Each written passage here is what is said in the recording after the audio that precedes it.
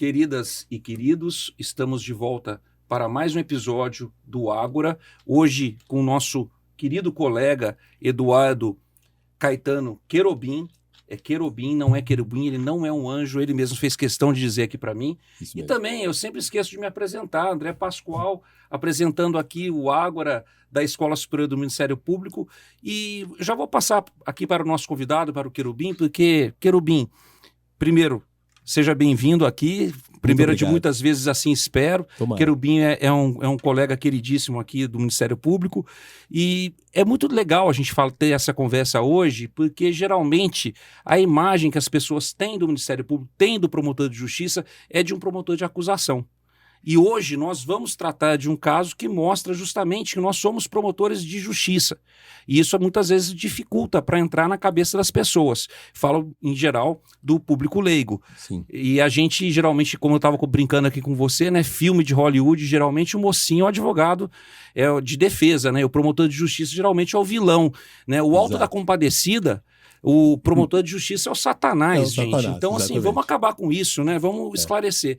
E eu queria que você contasse pra gente, você teve um caso, né, em Barueri, um caso muito grave, que teve uma repercussão muito grande, que é um caso de um estupro, um roubo com estupro em série, em que houve a condenação de um réu por vários roubos e por vários estupros, e esse caso, em determinado momento, chega até você, Sim. e aí a gente começa a ver que aquilo não era bem assim, e você toma umas providências, e eu acredito que a justiça, dentro do possível, foi feita, ainda que tardia nesse caso. Gostaria que você começasse a falar desse caso pra gente entender um pouco, e a gente vai avançando. Pois não, André, muito prazer para todo o nosso público e primeiro vou iniciar com um agradecimento pela deferência que a escola e o Ágora está tendo comigo para me dar essa oportunidade de apresentar esse fato que é peculiar, mas que deixa algumas lições para a nossa vida, notadamente para o promotor criminal, que é o que eu venho sendo na minha carreira há quase 25 anos.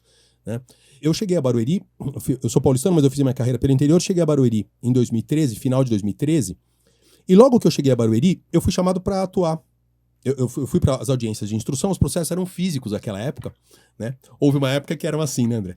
E os processos eram físicos, a gente estudava, às vezes, no dia da audiência, chegava ali mais cedo para estudar o processo para audiência, e eu chego para fazer os processos dos dias normais, e em dois casos, eu folhei o processo, olhei e falei, nossa, que caso, era um caso bárbaro de roubo com estupro, um estupro com latrocínio tentado, alguma coisa assim, e a escrevente de sala fala para mim, eu falei, nossa, que caso bárbaro, ela falou, doutor, o senhor vai ver aí, este caso já são os processos finais de um rapaz que foi acusado e foi condenado aqui por vários estupros já na comarca. Ele já é conhecido aqui dos juízes, até porque os casos já passaram vários pela nossa mão. Já está nos últimos processos. Portanto, eram processos em que eu não tinha atuado na investigação, na acusação. Eu tinha vindo e recebido esse processo já em fase de instrução, de audiência final para fazer o julgamento.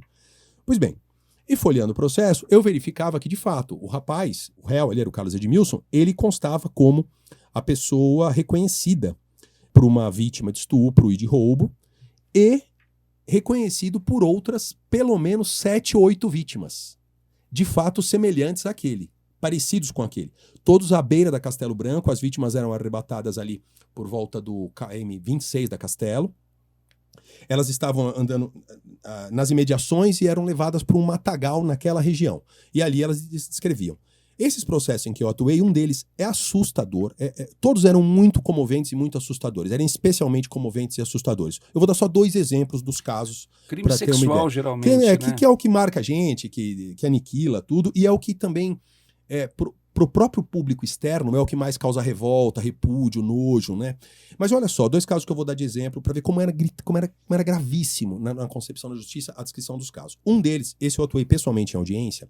A moça contava que ela havia sido realmente arrebatada às margens da Castelo, levada para o matagal, e ela andou bastante com ele, chegou no matagal. Ali, chegando, ela foi estuprada. Os estupros eram, em alguns casos, estupros bastante profundos, além da conjunção carnal.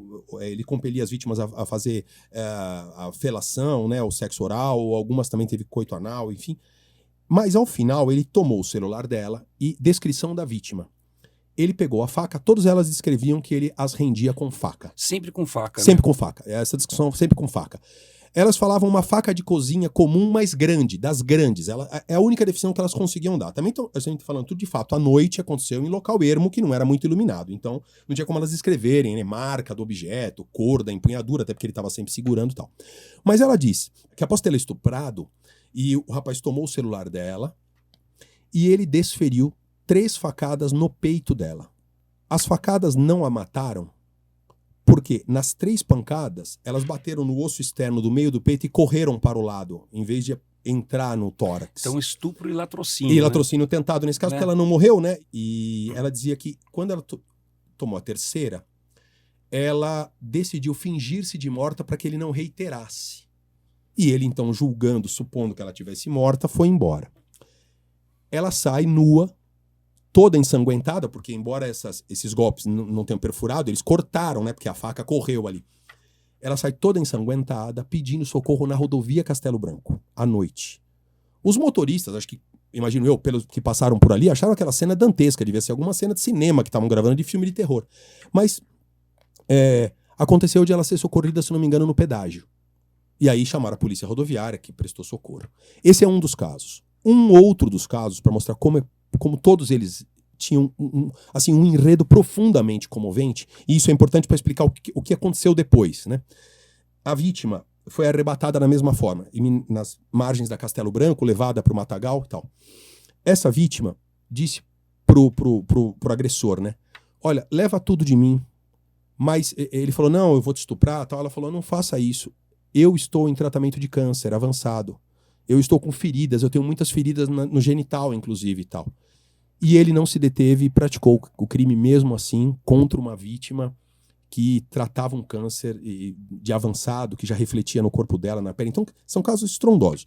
Então, imaginemos, André, isso aí, década de 2010, ali mais ou menos, esses fatos eram 2010, 2011, a pressão popular, e ocorreram ao longo do ano entre 2010 e 2011, aproximadamente, até o final de 2012, acho, ocorreram aproximadamente uns 8, 10 estupros desse à margem da Castelo, ali naquela região.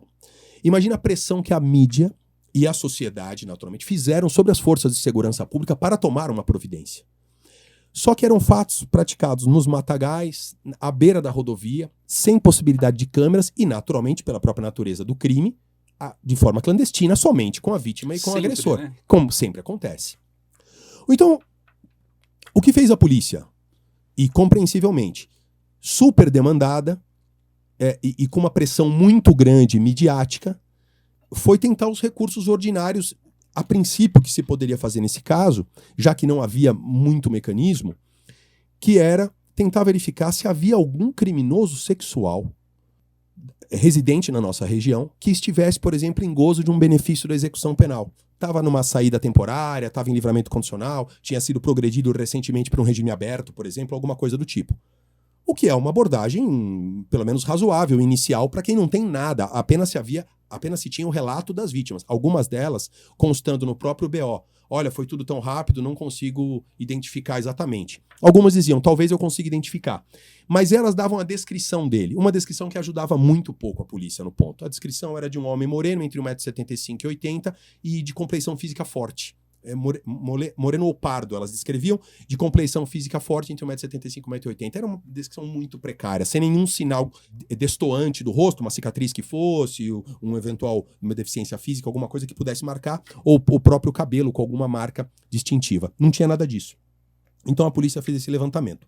Naquele momento, dentre o material que apareceu para a polícia, apareceu um rapaz que havia sido autuado, se eu não me engano, por um ato infracional de estupro e que não havia nem sido condenado por esse fato, mas havia o registro policial desse ato infracional de estupro. Se eu não me engano, depois, esse ato infracional acabou sendo arquivado pelo promotor da infância, da época, de anos atrás, porque era aquela exceção de Romeu e Julieta, o menino de 17 a namorada de 13. E aí, como dá a prática para o público leigo, a gente vai explicar rapidamente, né? Como a prática do ato sexual com pessoa menor de 14 anos configura um fato, né, que presume-se a violência, o crime fica tipificado. Ele era adolescente, menor de 18, mas aí o promotor analisou o caso e entendeu que era um casal de namorados. Acaba relativizando essa presunção, né? Só que, André, você sabe disso. O registro no BO fica como estupro, né? Claro. E nos bancos policiais, ficou como registro de estupro daquela pessoa. Claro. Dentre aqueles que eles olharam lá da nossa região, olha, tem tantos cumprindo pena, tantos presos, tal, tem esse aqui. Que é o réu, que era o Carlos Edmilson. Né? Para infelicidade dele, era ele.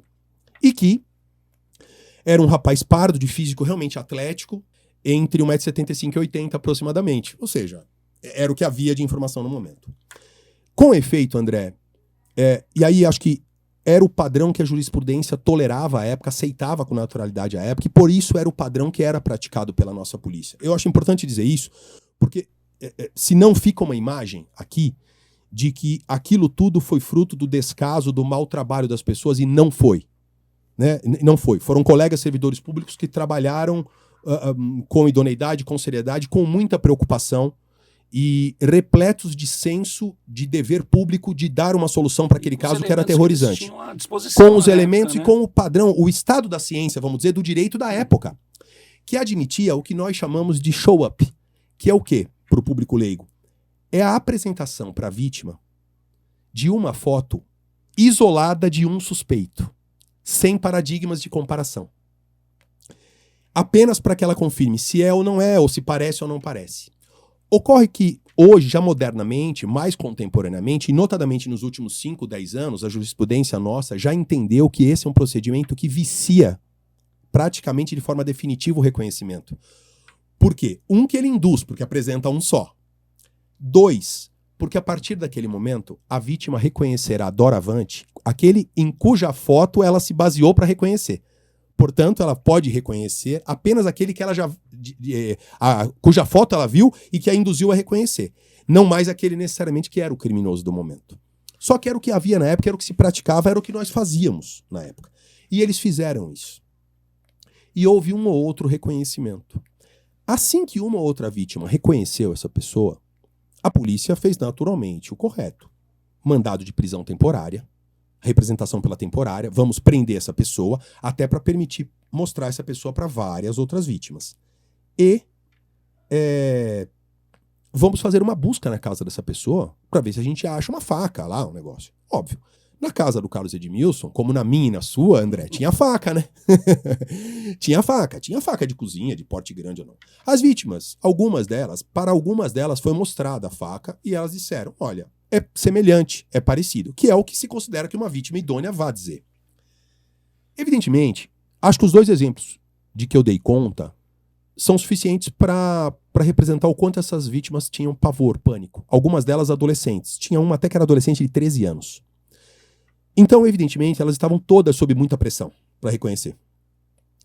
E elas tinham pânico de olhar para a pessoa. Como eu disse para você, elas tinham medo até de estar de saber que ele estava dentro do fórum em que elas estavam no dia da audiência. Tão pânico que elas tinham disso. Enfim, elas foram chamadas e aí houve muitas falhas realmente. O ato de reconhecimento naquela época, a polícia não fazia minuciosamente uma descrição da pessoa com precisão, antes não constava isso. Além disso, colocaram como paradigmas de reconhecimento um dos próprios investigadores, que já era conhecido das vítimas, porque é quem tinha ido procurar as vítimas na casa para elas irem fazer o reconhecimento, e mais uma outra pessoa que as vítimas disseram que não guardava semelhança física com o alvo do reconhecimento. Em todos esses reconhecimentos acabaram confirmados. No mesmo dia foram 5, mas em uma margem de uma semana, talvez 15 dias, todas reconheceram da região. E todas, ao reconhecerem da região, ocorreu o fenômeno que a gente chama de ratificação cíclica da prova. Eu só tenho o reconhecimento. Mas como são 8 os estupros em que o investigado está envolvido, e nos 8 ele foi reconhecido, fica parecendo, pelo reforço cíclico da prova, que há 8 reconhecimentos neste crime. E não havia um reconhecimento para cada um dos crimes, como só acontecer em muitos dos casos. Mas ali, naturalmente, e pela premência da situação, o que fez a polícia? Obviamente, concluiu, falou, todo mundo reconheceu, não temos mais dúvida, pegamos o maníaco da Castelo Branco. Porque a mídia já tinha dado nomes, etc. E aí um ponto muito triste, André, uma hora lá pra frente, depois, se a gente puder abordar isso, eu gostaria muito de abordar isso, foi a forma, e nós precisamos mexer muito nisso no Brasil, como país, como sociedade, e a mídia como organização responsável de expressão do poder popular do país precisa rever isso. A mídia abordou isso com sensacionalismo gigantesco. Para você ter uma ideia, eles foram à mãe do Carlos Edmilson, quando ele foi reconhecido pelas vítimas, fizeram uma entrevista com ela, uma senhora muito humilde, simples, provavelmente analfabeta ou semi-analfabeta, de uma simplicidade assim absurda, e fizeram a seguinte pergunta com uma câmera enorme na cara dela: como a senhora se sente tendo feito esse monstro para o mundo? Então, essas imagens existem, se procurar na internet aí, no YouTube vai achar. É muito triste que foi feita a abordagem dessa forma, mas por outro lado a polícia tirava um peso das costas, dizendo: ó, reconheci, consegui tudo. E não se atentou que em pelo menos 5 dos casos do Carlos Edmilson, o material coletado da vítima indicava a presença de material masculino que permitiria eventual comparação de exame de DNA. Isso foi para o IC e, naturalmente, tem uma demora para voltar isso para os autos. Mas a polícia queria concluir e mandar, porque tinha os reconhecimentos já todos. E quando veio, o Ministério Público ofereceu as denúncias prontamente, com representação por preventiva, pedido preventivo, o juízo deferiu e iniciaram-se os processos com rapidez, porque era réu preso. Entendi. Certo? Então, olha, vamos encerrar aqui esse primeiro episódio nesse ponto. Tá jóia. Você fala das denúncias do Foi o começo Ministério da fase Público, investigativa, exatamente. o começo agora do processo que a gente vai falar. Perfeito. E a gente vai abordar essa questão depois aí também do material que você falou, que ficou ali olvidado no primeiro momento. Perfeito aí. Perfeito. E a gente dá seguimento. De fato, essa questão da imprensa, ela acaba sendo pontual nessas questões e acaba sendo algo que pressiona muito o trabalho da polícia e a sociedade fica em cima. E muitas vezes é tratado com um certo sensacionalismo que, infelizmente, acaba não esclarecendo os fatos. Né? E eu acho que isso ficou muito claro aí no seu caso. Exatamente, tá? foi isso. Mas então a gente vai prosseguir no próximo episódio da Ágora, falando sobre o processo, sobre as provas e sobretudo, a dificuldade de chegarmos à verdade real deste caso.